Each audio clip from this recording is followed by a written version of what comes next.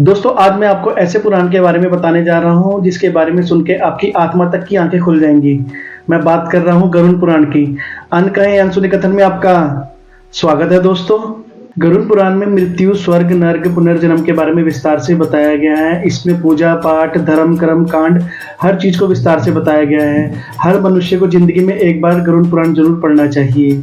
वैसे तो हिंदू धर्म में बहुत सारे पुराण हैं, लेकिन गरुड़ पुराण में भगवान विष्णु जी ने गरुड़ को मृत्यु के बारे में बताया गया है। आओ दोस्तों मैं भी इसके बारे में कुछ पंक्तियां आपको बताऊंगा और कुछ बातें शेयर करूंगा।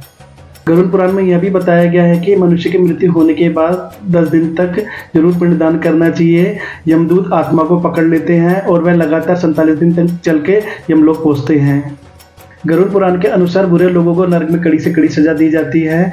तुलसी पौधे को सर्वोत्तम पौधा बताया गया है और गरुड़ पुराण में एकादशी व्रत को सर्वोत्तम बताया गया है। गरुड़ पुराण में ब्राह्मण या पुजारी को मारना, किसी को नशे की हालत में छोड़ के चले जाना, अपने बड़े बुजुर्ग का आदर न करना या उनको मारना, भ्रूण हत्या करना सबसे बड़ा पाप बताया गया है। गरुड़ पुराण में मृत्यु नहीं, एक अच्छे उत्तम जीवन व्यतीत करने के लिए भी रहस्य बताए गए हैं। गरुड़ पुराण में 271 अध्याय हैं, जिनमें 36 अध्याय ऐसे हैं कि जब मनुष्य की मृत्यु हो जाती है तो उसके हिसाब से उसको सजा दी जाती है। गरुड़ पुराण पढ़ने के नियम, मैं आपको ये बात बता दूं कि गरुड़ पुराण पढ़ने के भी बहुत नियम हैं। यह पुराण मृत्यु के बाद ही पढ़ा जाता है। इस ग्रंथ को अपने घर में नहीं रखा जाता। इस पुराण पढ़ने के लिए आपका मन, आपकी आत्मा, आपका तन मन स्वच्छ होना चाहिए, तभी इस पुराण को पढ़ा जाता है। गरुड़ पुराण में मिलने वाली सजा और उनके नाम। पहली सजा का नाम है महाविची।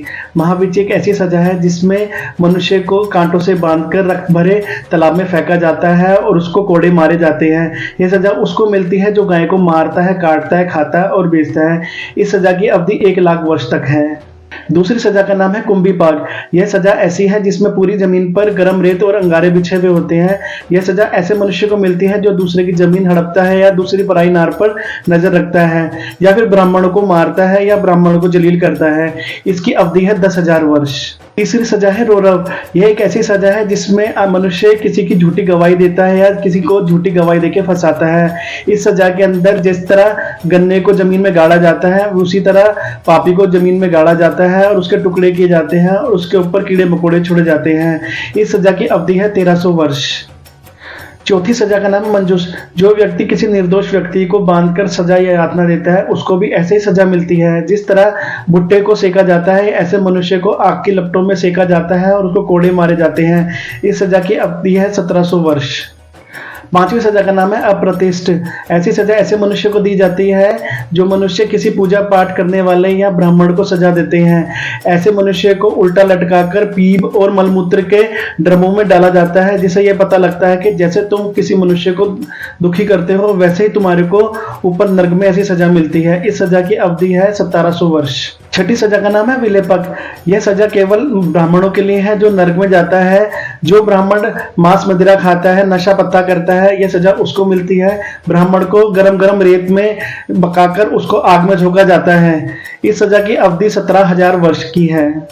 सातवीं सजा का नाम है महापर्व। यह वह सजा है जो व्यक्ति मनुष्य किसी पति पत्नी को अलग करवाते हैं या उनमें झगड़ा करवाते हैं। ऐसे मनुष्यों के शरीर में कीलें ठोकी जाती हैं और त्रिशूल से मारा जाता है जब तक उनका शरीर पूरा छलनी ना हो जाए। इस सजा की अवधि है 350 वर्ष। आठवीं सजा का नाम है जयंती। यहाँ इस नर्क में एक बहुत बड़ी विशाल चट्टान है। यह ऐसे व्यक्ति को दबाया जाता है जो व्यक्ति किसी पराई औरत पर नजर रखता है या उसके साथ संबंध बनाता है या बलात्कार करता है। ऐसे आदमी को उसके नीचे दबाकर जब तक मारा जाता है जब तक उसके प्राण या आत्मा खत्म ना हो जाए। इस सजा की अवधि 17,500 वर्ष है। 9वीं सजा का नाम है शलमती।